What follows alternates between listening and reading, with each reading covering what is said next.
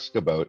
So you said you grew up in North Jersey, Yes. and did you enlist right out of high school? No, no, I was, I did a year of college.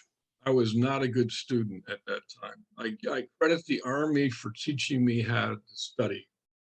Um, I, uh, I went to what was then Pennsylvania Military College for a year. I did fine in the military aspect, but not great in academics.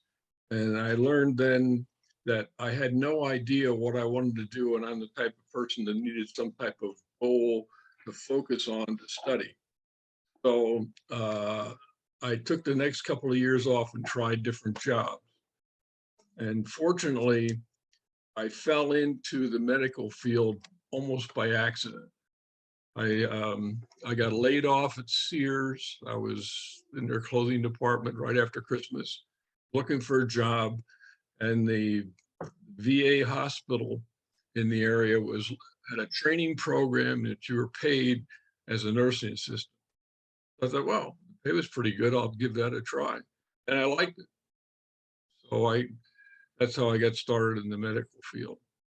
And when I was doing some part-time college work at the time, but still not that great a student and not that focused. But I knew the draft board was creeping up. So I looked around. I had some friends who've been in the service, and I decided really wanted to go in the Navy because I'd spent most of my life on the coast. I lifeguarded on the coast. I was all over. Did a lot of sailing. But the Navy and the Air Force had 2-year waiting lists at that time to get in. And so I talked to the Army recruiter. And the one thing the Army offered at the time was a guaranteed school by contract that you got a shot at that school. Now, if you flunked out of the school, too bad. So I looked at his list of options. I took the longest school he had, which was the X-ray course, planning my enlistment on survival, thinking if nothing else, if I go to Vietnam, I have a little lead shield to hide behind. So that's what I ended up doing. I wanted to spend the last summer along the coast with my friends. So I did a delayed enlistment and then went into September and was trained as a medic to start with, and then went to the X-ray school, which was very concentrated. It's normally a 2-year school. They cram anatomy and physiology down your throat in 14 weeks, and then you do OJT. And I learned at that time that if I flunked out of that school, I was going to be a field medic, and I knew for sure where I was going. So that's where I learned how to study. I burned the midnight oil and studied, and they flunked 70% of the class out. So I was one of the few active duty, or a lot of reservists, one of the few active duty guys to graduate the X-rays. And that's probably, I might have mentioned in that note I sent, I did the school, then the OJT in Maryland, and got orders for Vietnam, on the levee for Vietnam. Got a couple of weeks off and sent out to Seattle Tacoma Airport. And usually they sent you to another hospital for some more OJT before an X-ray. So I figured that's where I was going. And I got to the airport, and the sergeant said, Cassot, because everybody said Cassot instead of Cassot. And Cassot, got new orders for you. And I said, oh crap, they're gonna send me straight over, right? And gave me the orders, and they assigned me to the 3rd recruiting district, which is the whole west coast of the United States up to Alaska. And so I ended up going to Seattle first. The Army, in its infinite wisdom, sent 3 of us to the same job. The guy who was married, he stayed there and I went down to Salt Lake City. And that's where I spent my most of my enlistment time. First first stage of the military background. And then while I was there, now I learned how to study, I started going to the University of Utah, and they took me in because now I was a veteran, not based on my sterling academic career, but but I did really well in school, and I fell in by accident to the ROTC department. They were having free coffee and donuts, which nobody passes up. So I went in, it was one of the buildings I had a class in. So I stopped by to tell war stories with guys.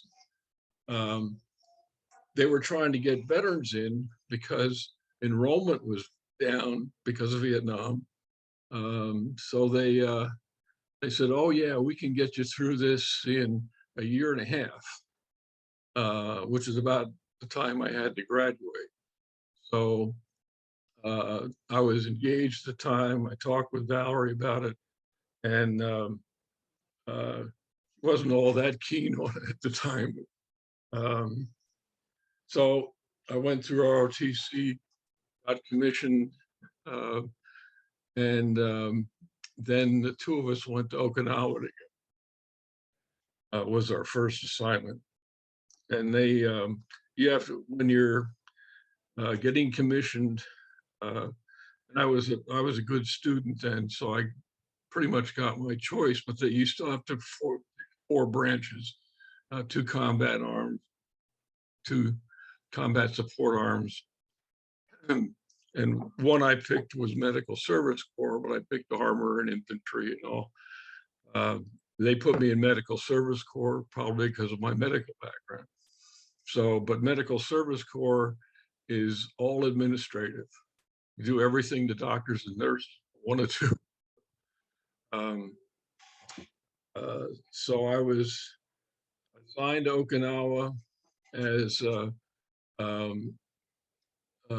medical company executive officer, which is a good training place, a good position. I had a good officer to work with, though I was older than him. And I was the only second lieutenant in the hospital. I get bounced around extra duty jobs like a ping pong ball. And right after we got there, the Army decided to turn the hospital over to the Navy because the Army was pulling out of Okinawa, and Okinawa is all 3rd Marine Division. There's Marines all over the place there. Learned to appreciate Marines at the time. And so I got to go to Korea for 3 weeks because I got called into the commanding officer's office, and I'm the lowest ranking officer there. Now all of a sudden, I'm with this old colonel, doctor, head of the hospital, big guy, and he said, "We need Major Moon is leaving. We have we want somebody to take over the race relations equal opportunity training program here," because they were very big on that. That had a lot of trouble with soldiers and Okinawans and fights and all that stuff. And Major Moon had developed this great program. "So we want you to take it over." And I said, "But sir, I'm in the perfect job right now for Medical Service Corps second lieutenant. Good place to learn." And he put his hand on my shoulder and he said, "I'm not asking you, son. I'm telling you where you're going." So that's what I did most of the rest of the time. But it got me 3 weeks in Korea for a training program. And I got to run into a friend of mine from ROTC while I was over there. So, and Okinawa was great for us because we got to travel around the Far East when we had time. And Okinawa is a scuba diving paradise. So we both got into scuba diving. then. And then coming back, now we were supposed to be there for 3 years. They, because we started working ourselves out of a job, we were going to be cut short to a year and a half. So they're supposed to be giving everybody choice assignments coming back to the States. So finally, I get to talk to the guy who does the assignments in Washington. And he says, oh yeah, I got a great choice for you. The 101st Airborne, the 82nd Airborne, or Fort Hood. And I said, those aren't choices. I thought it was my choice. I thought I was going to go to a nice hospital like Fitzsimmons in Colorado or something like that. Those aren't choices. He says, oh yeah, this would be good for your career. And I see when you were in ROTC that you wanted to go to jump school. So we'll send you to jump school. And because I told him, I checked around first, and a lot of people liked Fort Campbell, where the 101st was. 82nd Airborne, it's all spit and polish and a pain in the neck when you're in garrison, and Fort Hood is out in the middle of nowhere in Texas. So a lot of people liked Fort Campbell, so that's what I picked. I said, well, we'll send you to jump school. I'd been in a desk job for a year and a half in a hot climate. I hadn't been running that much. I've been playing some racquetball. So now in 4 weeks, I got to get in shape to survive jump school. Plus now I'm over 30, and that was quite a challenge. And then I thought, well, if I'm going to jump school, I should have jump boots, right? So I go to the PX to get jump boots. So I didn't know there are two different kinds of jump boots. There's a cheap kind that they send in the PX, and then there's a softer material that the people know what they're doing yet. And those jump boots just chewed the heck out of my ankles when I was running, because we ran in boots back then. So I learned at least running just regular boots, not the, but the whole time I was going to jump school, my wife Valerie, who's a nurse, was wrapping my ankles in gauze, and I'd get home every day from jump school and to cover me from head to foot in icy hot, because the first couple of weeks of jump school, you're crawling around in sawdust pits and jumping out of 40-foot towers and doing all kinds of crazy stuff. That I was still a second lieutenant, so the drill sergeants eat second lieutenants alive. So, and I had a mustache when I got there.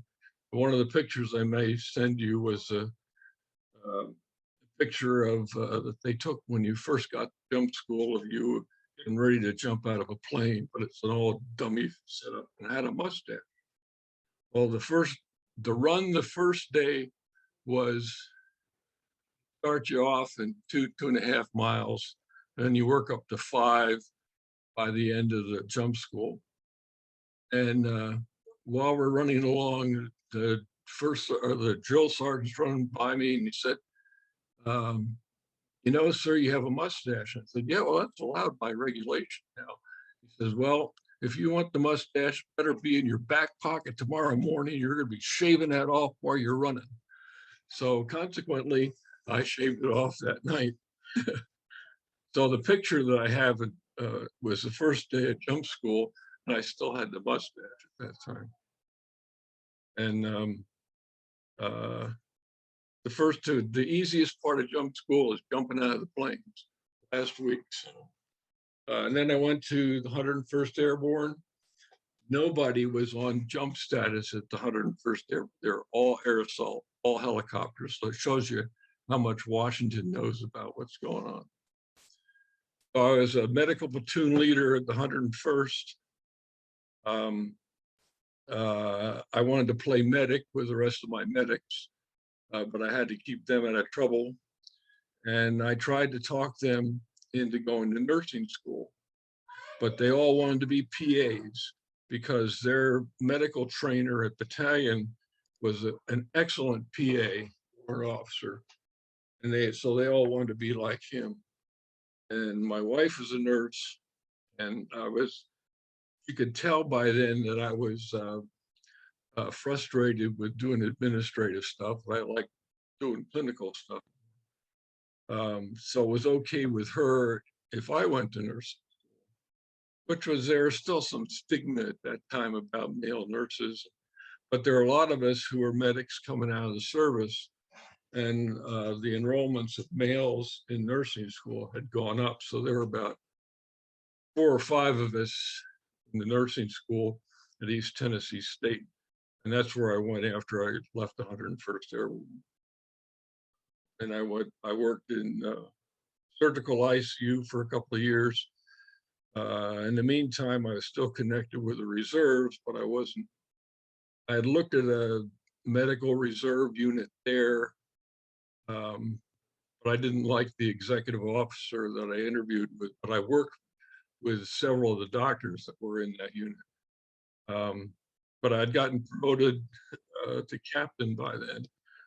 And when I got accepted to anesthesia school, I had worked in surgical ICU for 2 years, applied to anesthesia school. When I got accepted, the colonel who was in charge of the reserve unit wanted me to join his unit because he hadn't had anybody in his anesthesia slot in his unit for years. I said, well, that's fine, but I'm medical service corps. Every time I go to active duty for training, they find out I'm a nurse and I work as a nurse, even though I'm medical service corps. So I said, I just assume stay in medical service corps. He says, well, I have to have you have to be a nurse corps to be in the anesthesia slot.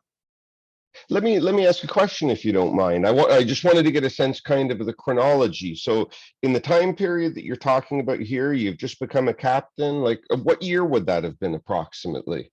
Around 1980.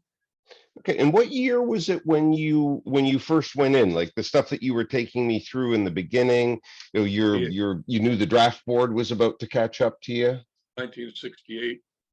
So as early as 68. So that's still, you know, very much the height of the Vietnam War during that period of time. Things were pretty rough then. I had a good friend who was infantry, who was hit pretty badly over there. His whole legs were scar tissue. And we had some talks about that before I went in, actually. So were you fully expecting to go, kind of mentally getting yourself ready for that? Well, as mentally ready as you can get. I was, you know, I was on orders to go initially, so I accepted that that's what happened. Fortunately, with my specialty, I'd probably be in a field hospital somewhere in X-ray. There weren't portable units that there are now, so that's what I was expecting, and I got exactly what I put on my dream sheet. You fill out a sheet that tells you what you would like. I'd asked for the West Coast because I wanted to go to California and all that stuff, and that's exactly what I got. And I credit the fairy godmother division of the Army for changing my orders. Oh, sorry, didn't mean to divert from that. Well, that's okay. So I'm just curious about your feelings at the time. Was it a sense of relief that you didn't have to head over to Vietnam? Oh yeah. I was thrilled. Plus, I got to live in Seattle for the summer, which was a beautiful place. Now, we were the way the Army pay structure works. There was no barracks there for us, so we had to have our own apartment.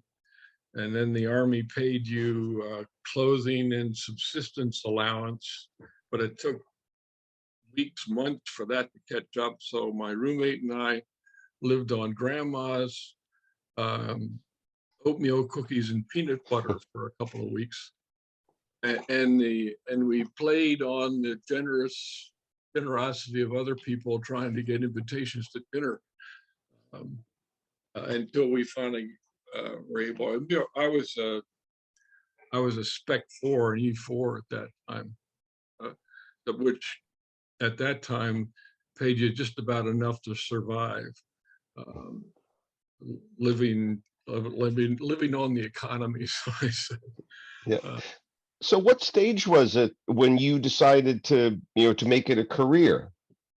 um, well, uh, let's see. After after I left the 101st, uh, I was thinking of it at that time. Matter of fact, my battalion commander uh, wanted to get me in the regular army. There's a difference between your reserve army and regular army at the time. And he'd put the paperwork in for that because what got me through jump school and the runs was the cadence caller, calling the cadence while we're running. And so when I got there, I had all these cadences memorized, so I started helping out with the morning runs calling cadence. So they thought I'm this real gung-ho medical service corps officer, and these are all infantry guys. And I was called into every company commander's office. There's 4 company commanders battalion. They all called me in and told me that in this battalion there are no mustaches. And I said, I'm sorry, by Army regulations, I'm allowed to have a mustache. So um, they had to live with me for doing that, but I was considered kind of an oddball because I wasn't infantry, I was medical service. And they're all the cooks, the medics, and the commo group are all lumped together in headquarters company in an infantry battalion. And there were a lot of West Point graduates in this particular battalion, and my company commander was a West Point graduate. He was not happy about being in charge of a headquarters company, which he let me know on a number of different times.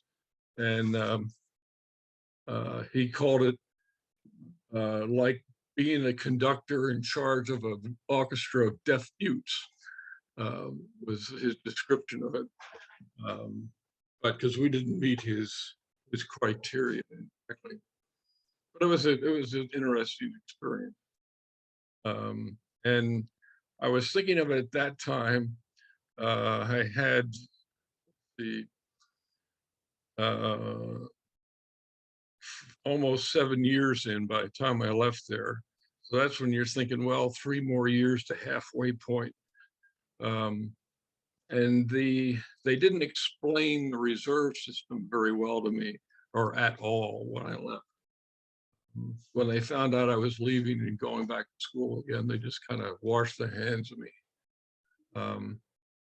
So I didn't know about you. In order to make it a good retirement year, you have to have so many points. Nobody explained that to me. They would call me and assign me somewhere for 2 weeks active duty every summer.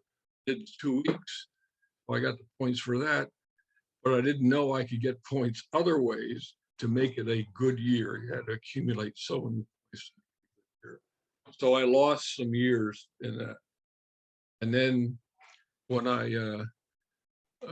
did the paperwork to transfer over to the nursing, I got the paperwork back, and they had reduced me from captain to second lieutenant.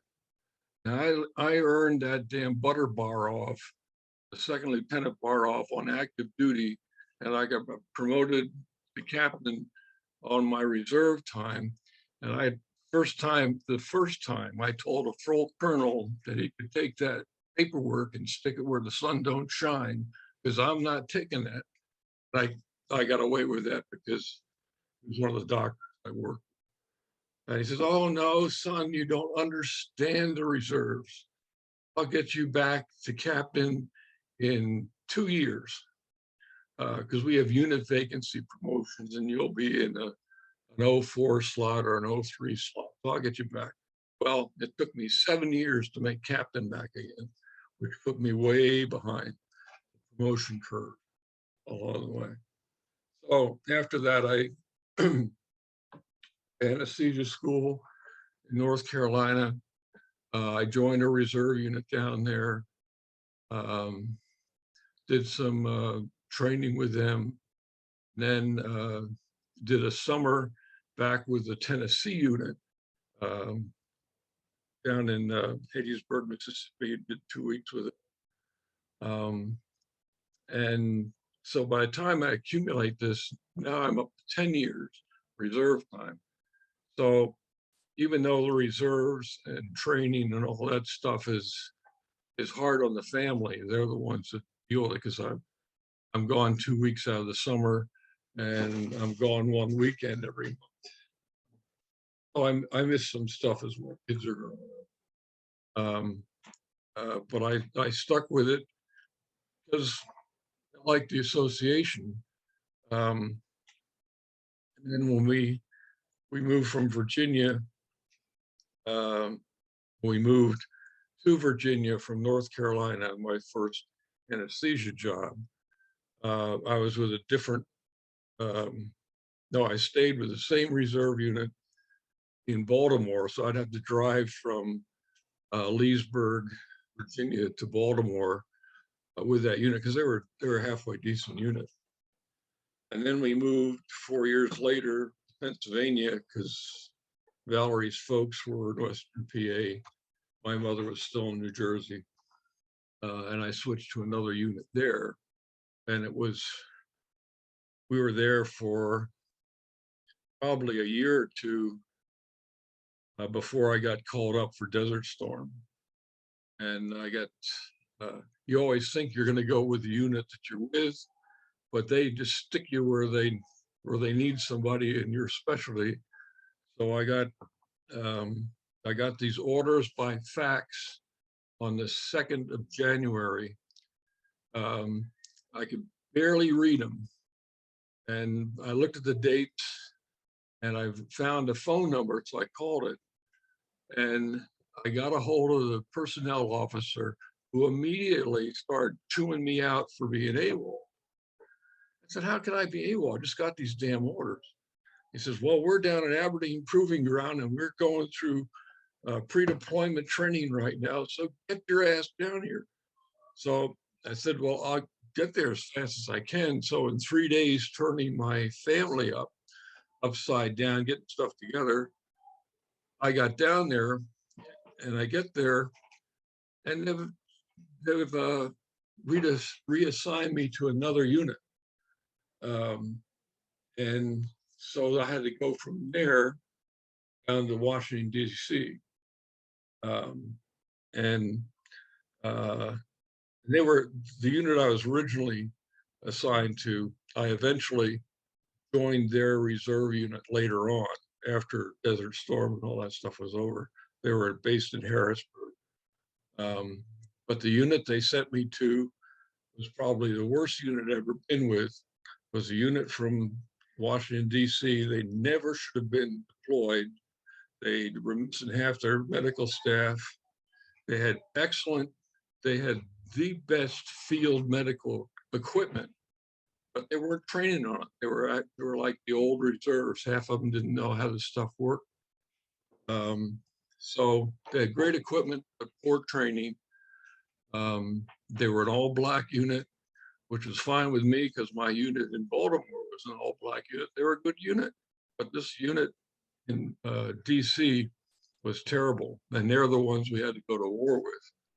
But fortunately, once we got there, the commander realized that this unit could not function on its own. It was a MASH unit. So we combined with a combat support hospital from Germany and made what they called a super combat support hospital. So you mentioned getting into the Desert Storm period. When did you, and you mentioned the date 2nd January. So would that have been 1991 that you got activated? 90, I think it was. Was it 90? Okay. I got to remember my chronology back then. I'll have to check my paperwork and make sure. I'm pretty sure it was 90. Okay. And I had, So I had, I'd if I only been remember at, that, oh, I'm sorry, go ahead. I'd only been at this hospital for like uh, maybe 2 years. So now I'm going to be gone for who knows how long. And so it was quite a turmoil. And we were a small anesthesia department. So, of course, now I'm not getting paid by the hospital, and I have to wait for the pay to catch up from the Army for home. So my wife and 2 daughters, um, there was a lot of hassle trying to get finances straightened out at that point. It was always tougher on the family than it is on the individual. So you're basically working, excuse me, in the private sector, but Army Reserve at that time? Yeah, yeah. And Okay. I drilled with an excellent unit that was a field clearing station in Altoona, which is the next town over. And I thought I was going with them. Well, they never got activated. They just what they ended up doing. I found out later on. I was attached to them, but my actual assignment was in Erie, Pennsylvania, with a MASH hospital there. And we'd go up there once a year and meet with them. Um, there was a lieutenant colonel anesthetist and a training captain at the time, and me in their anesthesia department. And when they needed somebody to fill a slot during Desert Storm, the colonel says, I don't know this guy, I'm sending him. And that's how I ended up going and getting activated. So uh, I'm, I'll be done with this pretty soon. We're getting close. Yeah. And I just wanted to ask about that date, 2nd January, because I remember the fighting started, I think it was January 16th or something like that. I remember That's what watching the news. So that's this was when just the a that's few when the weeks before. that's when the air war started. Yeah. Yeah, yeah. We barely got over there in time. Um, we I'll spare you the details of that, but we got over. We were in what they called Kobar Towers, which was the only building I was ever in over there, and they they basically lied to us and told us that they were sending us out to augment another field hospital. So we went on a convoy of all these. We had real excellent field medical equipment that half the people didn't know how to use, but it was great stuff. Um, it took us 3 days to find the battalion, the medical battalion. We were basically lost in the desert because they didn't bother giving GPS to medical units. It was only infantry units that had them. We had to rely on maps that told us you take a left at the Black Barrel Road, and when you hit the Red Barrel Road, you turn right. And we've somehow managed to find this whole column of vehicles. Finally, found the medical battalion, and when we got there, riding in the back of trucks the whole time.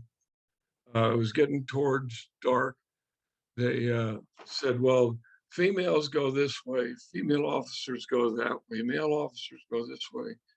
And two of us, there was another anesthetist that said, "We're not going anywhere. We're just taking cots off the back of this. We're going to keep right here behind the truck. Well, the truck, we're here, don't drive over it." It was beautiful out, light, stars out. It was gorgeous. About 4 o'clock in the morning, somebody shaking us. Wake up, sir, the war started. And we looked up, all these planes going overhead. And that was when the air war started. So, and then we commenced we found out that they'd set us out there as the advance party to let you know how stupid they were.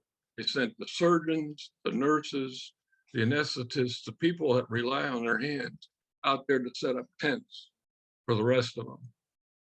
which was very difficult to do. And I'd put up a lot of tents because I'd been with field units for a long time. The soil there was very rocky. There were a lot of stone in it. So you couldn't drive a tent peg. We had to finally drill holes, drills, and get rebar, be able to put tent stakes in. By the time the rest of the group got out, we only had about 4 tents up. So we got chewed out for that. And we said, well, go ahead, knock yourselves out. You'll find out how difficult it is to get tent stakes in here. Oh, anyway, the commander of that unit finally told the brigade commander that his unit couldn't function on their own. So we combined with the 45th Combat Support Hospital from Germany, which is an excellent unit. And then when we formed and built our hospital, and you build the hospital from the ground up with this equipment, it was excellent equipment. It took us about 3 days, everybody working together, built the hospital. It's all, once we get the generators going, it's all air inflated, air conditioned. You just had to be careful, you had to have entryways to keep the sand from getting in. And then we had 4 OR pods, which were basically tractor trailers that folded out, and you put the sides up, and you had a 2-table OR room that you could totally sterilize, and they were connected to the clean area within the tents. So when we started doing surgery, we'd have 2 surgeries going on at the same time in the same room. So once the war started, we found out we were forward area medical support for 7th Corps. We were about 9 miles from Iraq. There was another hospital just like us, about maybe 10 miles to the west, and the helicopters just came in and dropped people off, depending upon which one was closest. So we were really busy at first with our own casualties, and then most of the time we spent taking care of Iraqis who were shot to hell. So but we had an excellent emergency room. Our biggest problem was convincing the Iraqis that we weren't going to kill them. We were trying to help them. We only had a few translators.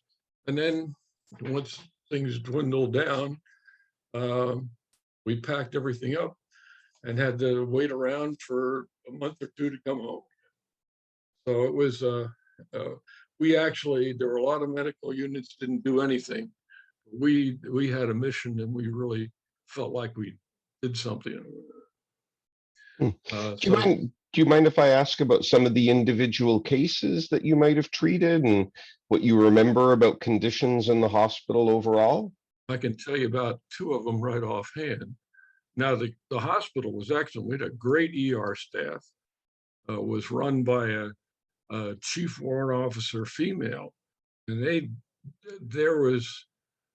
only lost 1 patient who made it to the door, and it was an Iraqi who was in atrial fib. He was dehydrated, like most of them were, and they couldn't get him out of a cardiac rhythm, and he's the only one that made it to the emergency room who died.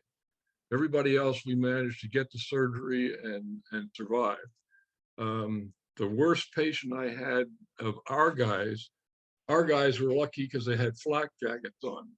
So most of the time, it was extremity wounds, either arms or legs, something like that. One guy was in a armored personnel carrier that got hit. Both his legs were blown off below the knee. And I told the surgeon, I can't put this guy to sleep. His blood pressure is gonna bottom out. I need to get fluid in him. So the surgeon opened up 2 veins in his legs that were left and put the IV tubing right in, no needle or anything, put it right in. And that makes a nice big bore needle. And then he sutured that in, and I just poured fluids in this guy to keep him alive and keep his pressure up.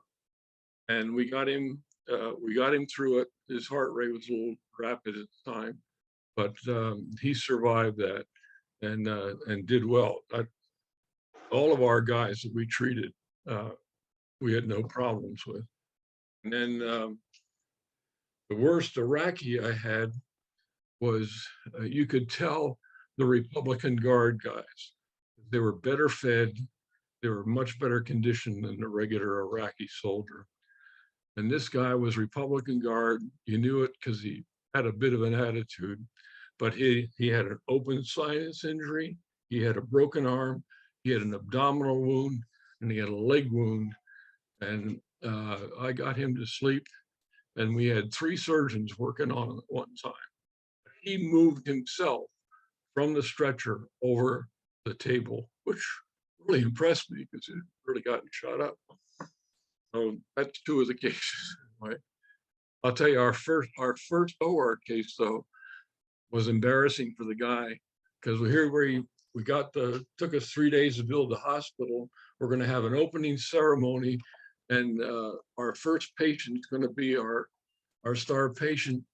It was some poor guy who fell off the entrance to a communications unit and landed on his bayonet.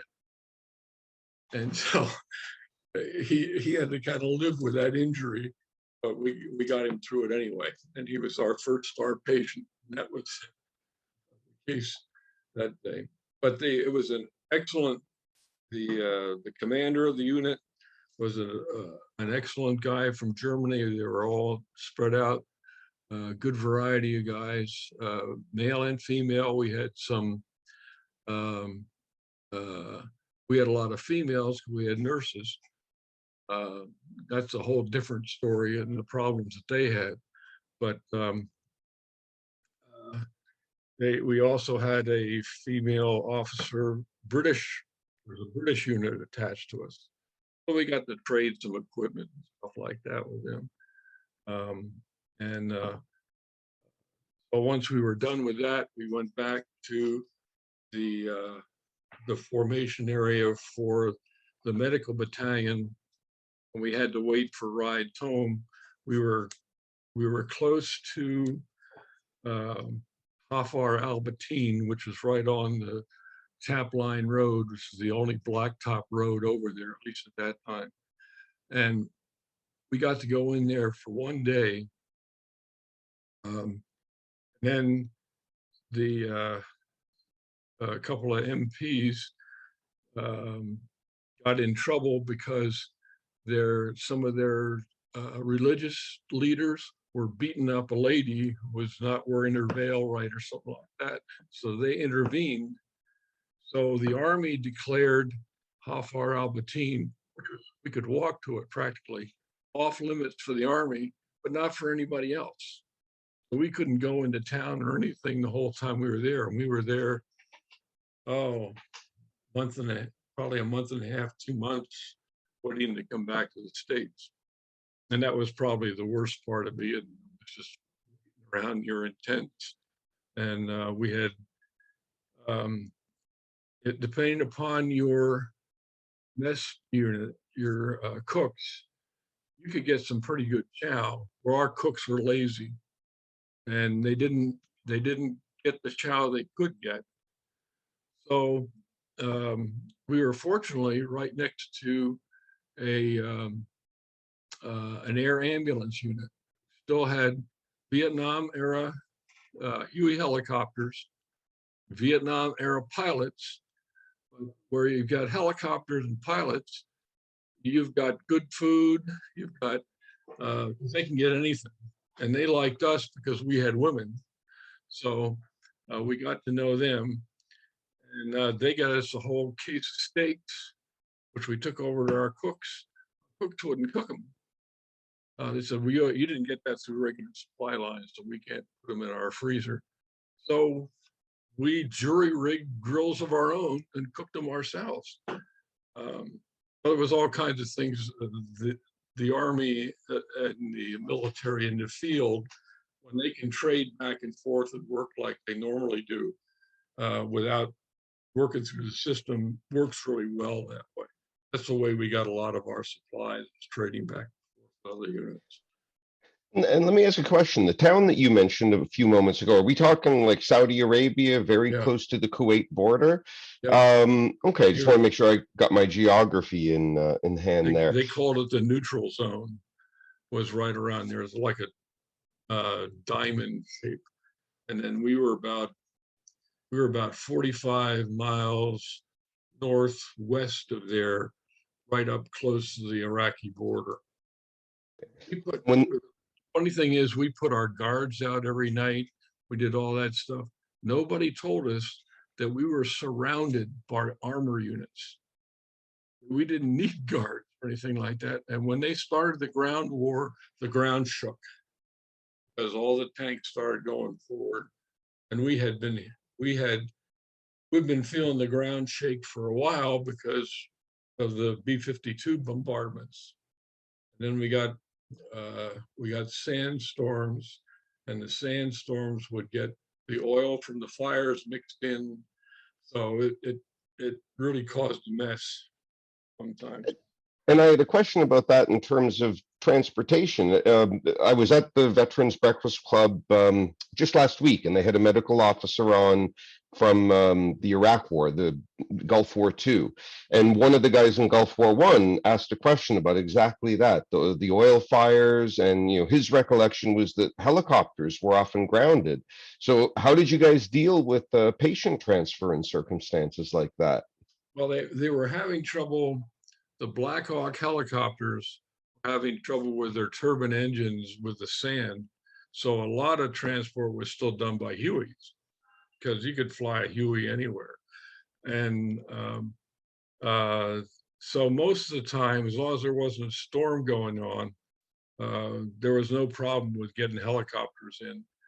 I remember one time we'd been so busy, we had with our 4 OR pods, that gave us 8 OR beds, but only 7 of them were active. We only had personnel to run 7. We'd been going for 24, 48 hours, and the commander contacted our sister unit and said, we're going to close our helicopter pad for 8 hours and let everybody get some rest. Because everybody was running out of adrenaline by then. But that was just very early on. And you mentioned as well a few moments ago some of the issues the nurses and female personnel ran into. Do you mean that in terms of like the local cultural issues or something more? No, just existence. Because one of the, well, several of them said what they ought to do when they have a field unit and get mobilized, they should issue us all a penis. It's very difficult when you make a stop somewhere. You have to hold up your field jacket so the women could go. It's very inconvenient for them in the field. And it caused a lot of discomfort and issues for them. So they were pretty tough. I think. They're not everybody. We had a couple of people. You were supposed to have a rucksack and 1 duffel bag, and we had one lady, one of the nurses, who had this gigantic body bag. I don't know where the hell she got it from, with all this stuff in it. It required almost 2 people to carry it. And we said, we're not doing it for you. If you can't carry it yourself, that's too bad. But she always found somebody to get her stuff. And then her husband would send her boxes of stuff too. So she ended up with more damn junk. But what you can't do when you're in a mobile field unit like that. She was also in anesthesia, and she was a good anesthetist. And in But terms of, and on that subject, like in terms of the equipment and everything that you were using and the medical supplies you needed, you guys always had everything well supplied? well, once we were set up, I said that we um, you had to go around when we were staying at the hospital and find out where your equipment was, because wasn't necessarily where it was supposed to be. So there was a lot of looking for a monitor here. Once I got set up, and I'd worked with the field anesthesia machine before, and we got the electronics going. We had excellent electronics techs who would come around and calibrate things to get it going. I could do anesthesia exactly the same way I did in the civilian hospital. A little portable. I wanted to keep one when I left my last reserve unit. That little portable anesthesia machine is the handiest little thing. Then all you need is monitors, and you're good to go. And we did uh, some spinal anesthesia and a few other things too. So we did everything that we normally would do. It was pretty amazing. And I'm also curious about, I guess, sort of local conditions. Like, did you ever have to deal with Saudi civilians or officials, anything along those lines? I'm not sure if we ever really met a real Saudi. It was all they, the real Saudis didn't do anything. It was all their hired help. We had Pakistanis, we had people from all over. I think in How Far Albertine, we may have run into a few Saudis.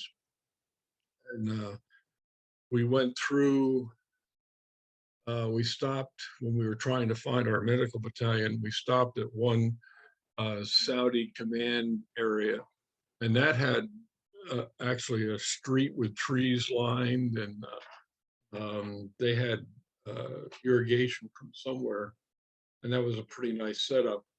And I think that's one of the places we were, because there weren't cell phones and all that. So you couldn't just hook up and call home like you could later on. You had to wait and go someplace and stand in line for 2 hours to call home. So by the time I got to the phone, I was so pissed off. I wasn't really good to talk to. Um, so I had to calm down in order to talk to my wife and tell her what was going on. And we only got to make calls a couple of times over there. How long were you there in total, Art? Uh, about 5.5 months from January. And let me tell you, it was wet and cold when we got there. We think going to the desert. It was miserable. When we first went out in that convoy, there were several of us medical officers in the back of this. Was an old deuce and a half truck, lousy top on it. We were trying to tie the top down while we're going down the road. I lost my Swiss Army knife trying to make a hole in the canvas so we could tie it down. And it was raining, it was miserable. And finally, we made a gas stop. And what probably saved my life, because I was on the border of hypothermia at that point. I talked to one of the truck drivers and said, the newer trucks, the 5-ton trucks, have a bigger cab. They have a semi-automatic transmission. I asked him if I could squeeze in with he and his co-driver, and he fortunately let me, and that probably saved my life. I was able to warm up, and then the rest of the trip out, I traveled with them. So I have a great fondness for 5-ton trucks. Mission Barbecue over here has, so I admire that when I go by. But it was, and after that experience, the Army changed its policies because a lot of the docs I was with lost their practices. The surgeons, I know an orthopedic surgeon, a lot of them had trouble reestablishing their practices later on. So the Army said after that, that doctors, I'm not sure nurse anesthetists I know, and dentists could only be deployed for 6 months at a time, no more than that. So I was almost deployed a second time later on, but I missed out on that. So which that's another story. Um, so after all that, after we got back, after we finally got settled back in the States, um, I bounced around. Clinton was president at the time. The funding decimated the medical reserves in Pennsylvania. So a lot of the medical units got deactivated, and I ended up down in Harrisburg for the most of the rest of my reserve time, and they changed units a couple of times. And um, what led me close to retirement was they had a good surgical unit. The surgical unit was based in Harrisburg, but then they were changing that to Pittsburgh. Now I already had a 2-hour drive to get to Harrisburg. It would have made it a 3 or 4 hour drive to go to Pittsburgh. And I decided I wasn't going to stay with that unit anymore. I was spending enough time on the road on reserve weekends as it was. So um, I got assigned to a control unit out of Georgia. Um, and it's difficult being with a control unit because your paperwork's going back and forth through the mail, and you don't know who you're dealing with. I was assigned to a medical unit in Oklahoma, and that's the last unit I did an active duty with, and that was in 1999, I think. I went down to one of the few times on active duty, I actually did anesthesia. I wasn't playing around with something else. At William Beaumont Hospital, we actually worked in the OR, and it was a good experience for us. And I was with another anesthetist. We were sharing a room at the time, and because we were on Fort Bliss, we were lucky. They had a free concert for service members. I got to see Foreigner for free with all the beer I could drink. So that was my last active duty experience. And they were making it too difficult for me to drill, um, because of my family and all. I was drilling with a mechanics unit that was in Altoona, was part of the same unit I originally belonged to, but the medical unit wasn't there anymore. So I was basically doing some of their medical training and stuff on weekends. And I knew that other anesthetists, they had their hospital where they worked declared a training area. Then the hospital didn't have to pay them for the weekend that they drilled. And you actually did something related to your specialty. And I tried twice to get the control group to declare the hospital where I worked a training unit. They wouldn't do it. So I said, "You're going to force me to retire." I said, "Go ahead, retire." I said, "Oh." So I retired. And otherwise, I would probably have stayed in. But by then, I'd been in that was 2001, so I was in 30 years. But there was breaks in service along the way with on training. And you mentioned a few moments ago that there was almost a second deployment. When would that one have been? That unit that I was with when I decided to go with the control group, right after they made the split and started the surgical unit out in Pittsburgh, that's about 6 months to a year after that, they got mobilized to Afghanistan. But I wasn't with them then at that time. And I probably could have volunteered and gone, but I'd caused enough disruption in my family by doing this. And I'd eaten enough sand before. I didn't want to do it again. So I avoided that trip. I'm also curious, in all that time that you were in, maybe you could talk a little bit about some of the changes you saw in terms of medical treatment, technology. You were, probably at the forefront of some cutting edge medicine. Oh yeah, it was neat stuff. They I was always impressed with how, once you got it set up, how well the field equipment worked.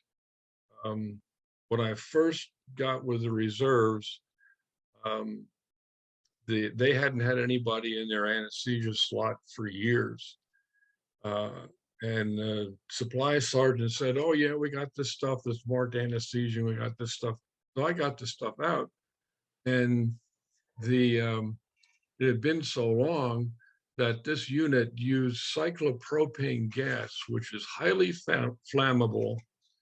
Um, I finally found, when we went and set up a 2-week field deployment, we set the hospital up, and I got all the equipment. They sent me this little box, and that's about 3 or 4 feet long. I opened it up, and there's a full cyclopropane tank in there. Now, this stuff, one of the reasons they got rid of it was because one of the problems they had years ago was operating rooms blowing up because of the volatile gases. So I called around. We were at, I think it was Fort Belvoir. I called around all the units there trying to find a hazardous material group who would take it. Nobody would take it.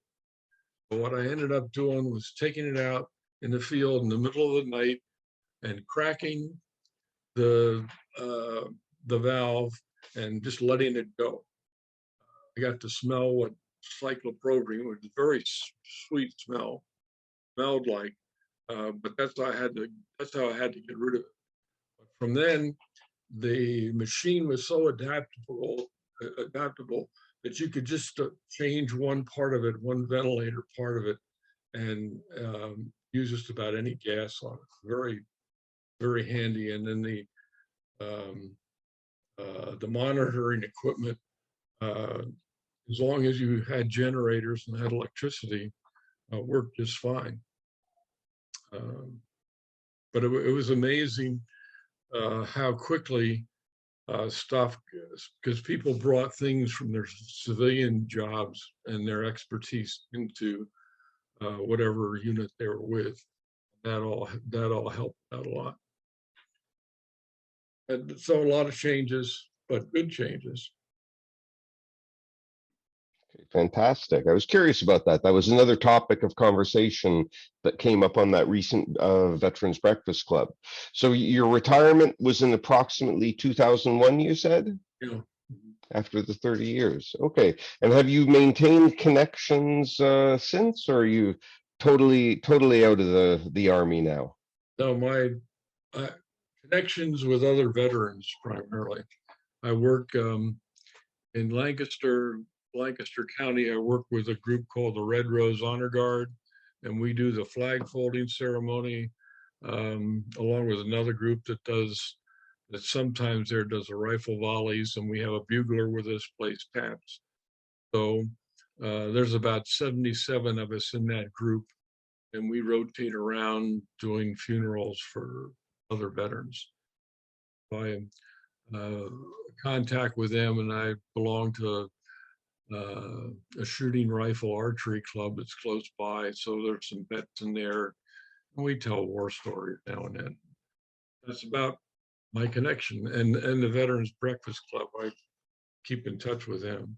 There's also an offshoot of that here in Lancaster, but they meet at a big place. It's like 150 people, and it's at 8 o'clock in the morning. And I don't feel like doing that on Saturday morning. So even though it's only once a month, I meet with other veterans around here enough as it is. I can understand that. I wouldn't want to get up at that hour on a Saturday either. I have, I And have, I have one friend who's interesting with this group over here. He was at about the same time I was in, he was a helicopter pilot instrument instructor. And he would sit in the back and he would work with the helicopter pilot who were training at the time, which is something I wanted to do, and I'm glad I didn't do. But because they changed the site requirement when I was in from 2020 to 2070, and I could have qualified for it. But I had a good friend who'd been to Vietnam and said, "Don't do that. Don't go into special forces. Don't fly helicopters. You get too good at shooting them down. Stay right where you were." So I did. But this guy was in the backseat of a helicopter with a captain who was supposedly in charge of it, with a warrant officer candidate. They were flying, and this guy is supposed to be training this pilot. Instead, he's beating him on the head with a clipboard when he does something wrong. Oh, and my friend was a Spec 5 at the time, and here's this captain acting like a jerk. So, because of that, somebody made a mistake someplace, and they ended up crashing, and they went down low enough that they couldn't auto rotate fast enough to save the helicopter. My friend, who was in the back, ended up in the hospital for a year. Still has problems related to that crash. Um, but he had some very interesting stories about it. He was just a very smart guy, who trained these pilots in how to fly instruments. Um, he's one of the ones, and that's among others, but he's one of the ones who's fun to talk to about that. Well, I fantastic. like the stories of other friends and Yeah, what well, they. that's the whole idea of this. Leave behind a chronicle, not just of yourself, but of the other people that you met along the way. Absolutely. Yeah, that's the best thing about it, and that's one nice thing about belonging to a unit like the Honor Guard. It's like being it's the camaraderie that's the best part. That's the best part about the reserves. It's the people is the best Mhm. part Yeah. that you And are you still in private practice or still practicing on your own these days, or fully uh, retired? are fully retired. We were out in Huntington. I was approaching 70, and I said, I'd seen some doctors who were older than me keep working, and I didn't think they should still be working. And I said, I don't think I want to see some old guy like me getting ready to put me to sleep at night or in the morning, or stick a needle in my back. So that I'm not going past 70. So when I started talking about retiring, my wife said, both our daughters were here in Lancaster. Our one daughter went to Millersville for teaching, was teaching and got married, started having kids. Said, well, if you're going to retire, I'm going that way. If you want to come, I've followed you all over this world because of school and the Army. You want to come, you come ahead. I'm going to Lancaster. That's how we ended up here. It turned out big to move. Uh, Everything is closer and more available. So Mm. really liked it. So we've been here about uh, our 7th year now. All right, perfect. And are there any other stories that you wanted to tell? Anything else that comes to mind when you think about the Veterans Breakfast Club? Um, there's probably more, but I've probably told you enough so far. I was thinking back, what was one of the highlights? Well, the highlights for me were surviving jump school to begin with, and which I did some civilian jumping after that. I actually kind of liked it, but I enjoyed my time working with the medics at the 101st. Um, they because they were the first line medical treatment for any injuries, and there was a lot of field action and all that kind of stuff. And then um, I was with a lot of good people when we got deployed, a lot of good people from all over, because the unit we were deployed to had very few medical specialties. So they had to pull people in, and they had deployed them because they were the National Guard from Washington, D.C., and it was a political deal to have them go. But they really should not have gone. We should have all been gone, should have gone to other units. But with all of them, there's good people. There's good people in all of them. So every place, and it's funny, the people in the Red Rose Honor Guard, I've run into a couple of people there who were in the same unit I was in Harrisburg. So I had some from that I took over to our last meeting. One of the nurses is a nurse I worked with, and one of the senior NCOs. So you run into people all over. It's fun to keep in contact. And I I find this. thank you for taking the time to do it. Oh, it's my pleasure. So I will, once the file gets